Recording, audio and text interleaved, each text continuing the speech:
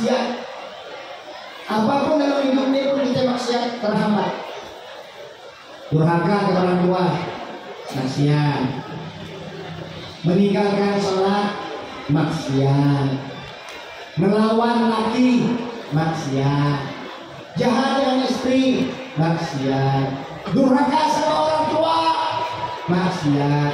Ngambil harta orang lain dengan zalim, maksiat. Nipu orang, sombong, maling, mabok, judi online, belanja online, jahat. Kalau belanja gak maksiat juga. Tergantung. Kalau ambil lagi maksiat, diam-diam. Tinggalkan maksiat. Sesungguhnya orang-orang yang taat kepada Allah dan Rasulnya, maka Allah Subhanahu wa Ta'ala akan menghadirkan pertolongan untuknya. Dan itu pasti. Makanya nasihat ini penting. Mau kaya, taat. Mau kaya, jangan maksiat. Tinggalkan maksiat. Selama kita maksiat, ada dosa. Maka Allah Subhanahu wa Ta'ala menyatakan dalam Quran surah Nuh, "Faqultu astaghfiru rabbakum innahu kana ghaffara yursilis samaa 'alaikum bidrara."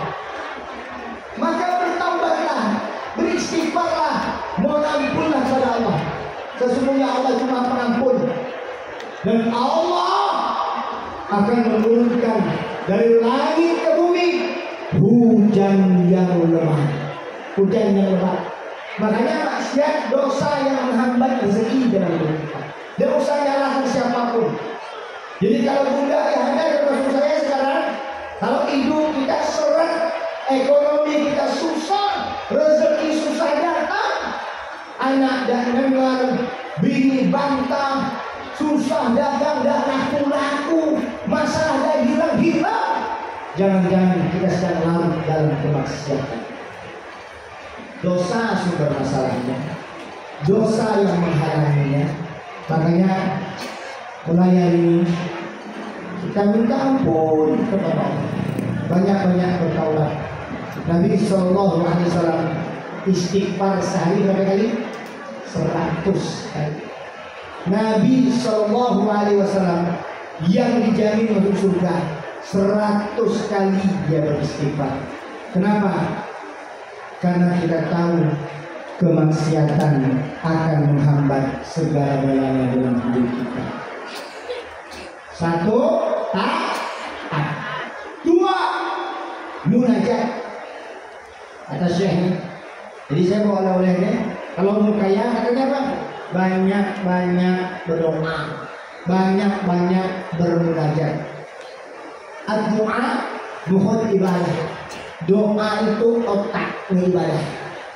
1, doa itu intinya ibadah. Maka kalau orang ibadahnya berdoa, dia akan sempurna ibadah. Banyak berdoa, banyak minta. Jangan takut minta kalau minta kepada Allah. Jangan takut tidak dikabulkan berdoa kalau berdoanya kepada. Kalau doa kepada Allah, bunda yang ada istimewa ada lain. Mulai hari ini minta apapun, ngarep apapun ke Allah. Tidak usah takut, tidak usah takut. Allah menjamin, ud'uni astajib lakum. 1, doa otaknya ibadah. 2, doa itu ibadah yang paling mulia. Paling mulia ibadah itu doa. Maka sholat itu adalah sama dengan orang doa.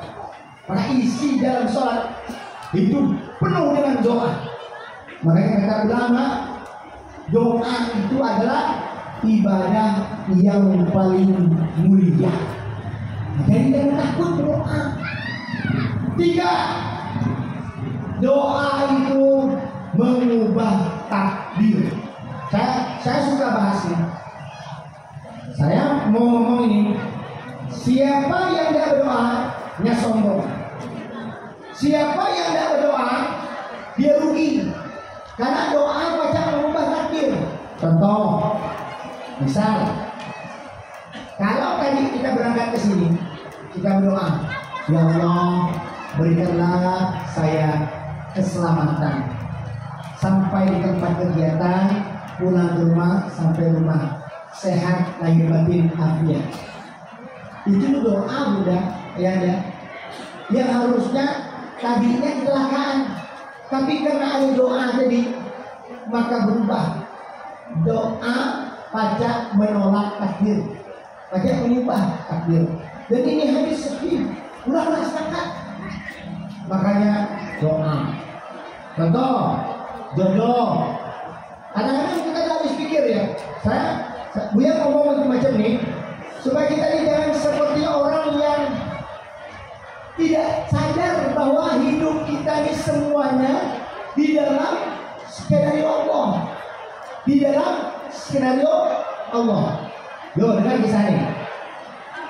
Yusuf alaihissalam itu masya Allah. Coba kita tengok kisah hidupnya. Susah, senang, susah. Senang, susah. Senang, susah. Nabi Yusuf itu lahir ke dunia diberi muka ganteng, senang. Tapi punya kakak beradik berapa? 11. Benci, susah. Semua kakak beradik bencinya biar berubah. Ayahnya Yakub sayang dengan dia, senang ya. Akibat Yakub sayang kepada Yusuf, kakak beradik benci, iri, maka dia dibuang ke sumur. Susah. Susah dalam sumur, diselamatkan orang, diangkat dari sumur tadi, selamat, senang. Rupanya selamat, dijual. Rupanya selamatnya untuk dijual. Susah jadi budak. Jadi budak dijual di pasar.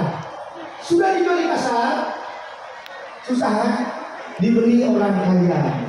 Senang tinggal di rumah orang kaya.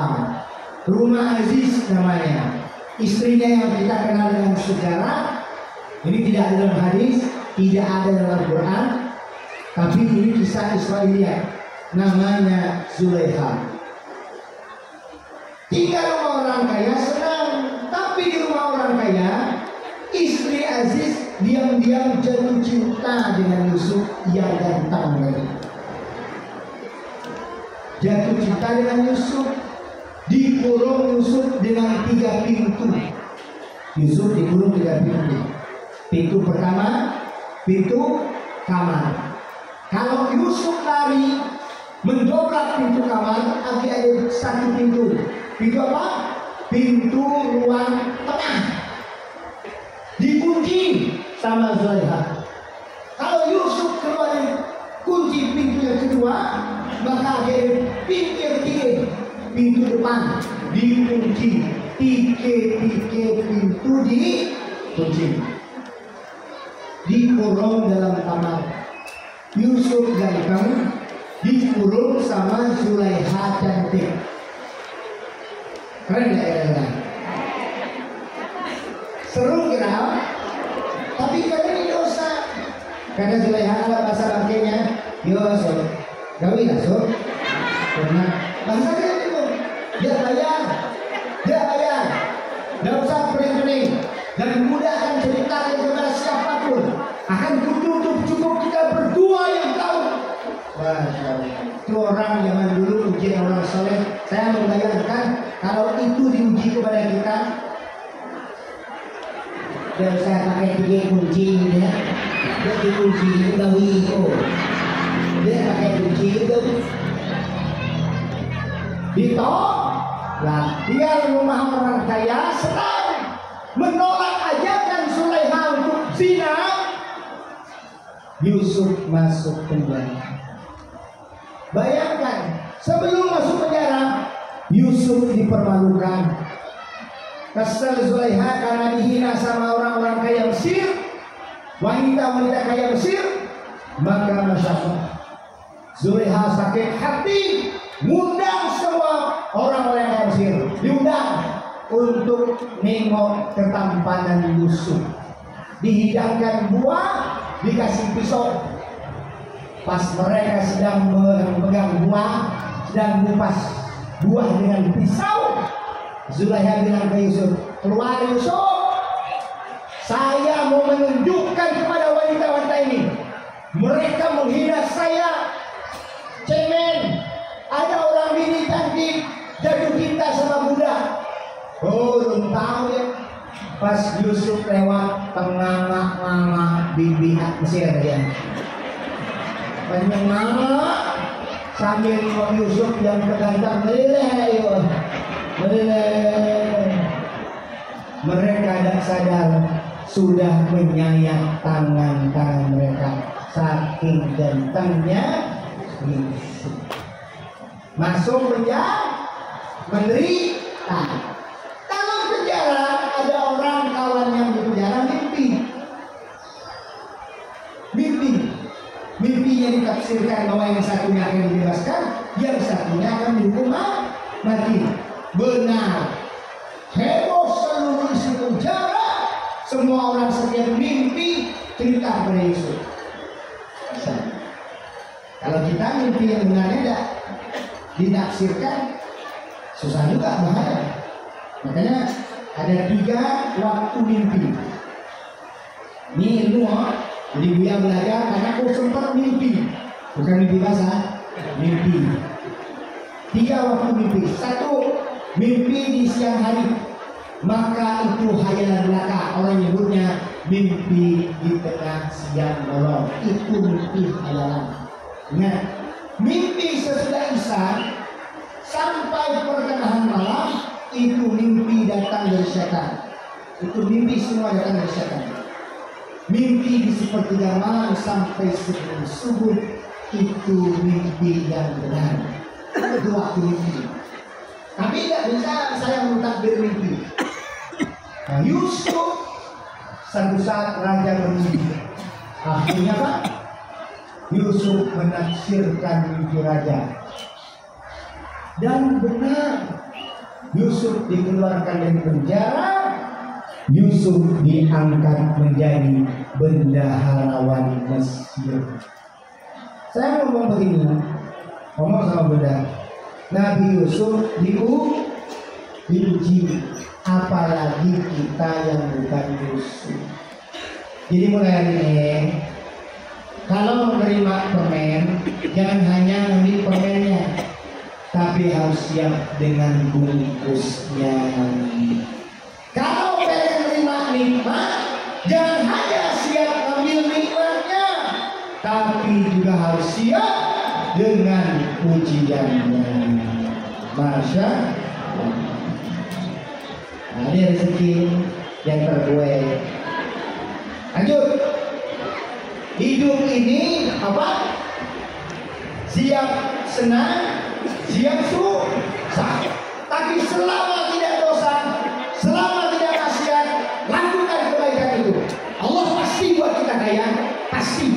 Dan jangan takut berdoa, meminta, memohon kepada Allah Subhanahu wa taala. 2, munajat. 3 apa 3? Sehat. Bunda, ayanda, mulai hari ini sehatkan lahir batin. Jangan banyak pikir, jangan banyak beban, jangan banyak yang mikir yang tidak penting, yang bikin stres. Pak, tinggalkan Pak. Kalau Bapak sehat, Bapak kaya hatinya, kaya ilmunya, kaya karyanya, kaya rasanya, kaya rianya. Saya mikir, apa kaitan Syekh ini bilang harus sehat? Benar Pak, serius. Makan yang halal-halal, yang baik-baik. Rumusnya cuma 3. Untuk sehat, rumusnya apa? 3. Pertama apa? Masukkan yang bagus-bagus ke dalam tubuh kita. Makan buah, sayur mayur, minum air putih, air hangat bangun dari tidur. Jangan makan yang makruh, makan yang subhat, tinggalkan. Masukkan yang baik-baik. Apa ya? Masukkan yang baik-baik. Out. Apa out? Keluarkan yang buruk-buruk dengan kencing. dengan air besar, dengan bekam lewat darah, dengan olahraga, dengan keringat, lewat fastu. Ini adalah cara sehat. Masukkan yang baik, keluarkan yang buruk. In, out, on. On. Gerakan tubuh, perbaiki rangka tubuh. Yang paling hebat dengan sholat. Makanya saya ngomong di sini, kalau orang mulai rajin ruku, insya Allah mudahkan urusannya. Kalau orang rajin sujud dalam keadaan sakit sekalipun, Allah akan beri sehat lahir batin. Makanya banyak-banyak sholat wajib, sholat sunnah, taat, munajat, sehat. 4, manfaat. Saya mikir, pantas ya kalau orang suka bantu orang lain itu rezeki lancar. Kayak Om Mobi, malam tadi tidak hidup sampai jam 3 malam masak rempah kuning. Lebih dari 150 kg daging kambing itu dimasak sampai jam 3 malam. Masya Allah, ini orangnya bantu orang, manfaat. Sudah tahu dah, bantu orang masak rempah kuning. Jadi apapun niatnya hanya bantu. Tadi ada yang datang banyak, Pak Momen datang, Pak Al-Ghafi datang, Pak Al-Sadi datang, Ibu Melati datang.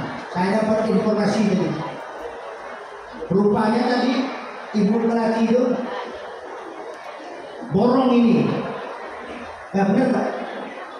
Katanya titip untuk jamaah, tapi habis tadi bagi kali. Oh, ada yang dapat tak? Oh, yang di luar mana dapat semua dari ya. Habis diborong sama Ibu Melati tadi. Rezeki orang berbagi dapat. Pertanyaannya apa? Om Mobi punya anak panjang ya. Rumah ini untuk bersih-bersih, untuk cuci piring. Jadi mulai hari ini kita boikot produk Israel, kita ganti dengan Faza Clean. Wah, alhamdulillah, doakan beliau yang bermanfaat, hidup bermanfaat.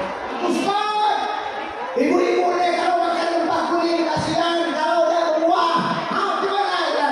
Beli semangka. Dikirim ke mobil 1 ton semangka. Beliau yang kasih 1 ton semangka ya. Alhamdulillah, kita doakan beliau ini sayang sama Allah Subhanahu wa taala. Hidup manfaat, rezekinya dan ketukar dimudahkan. Saya juga mikir, beliau masak sampai jam 3 tadi. Pas dia jualan, dan bayar langsung diborong habis tadi. Berapa botol ya? Hampir 500 botol habis tadi. Diborong, Masya Allah. Itulah sayang di dalamnya. Apalah beli ini.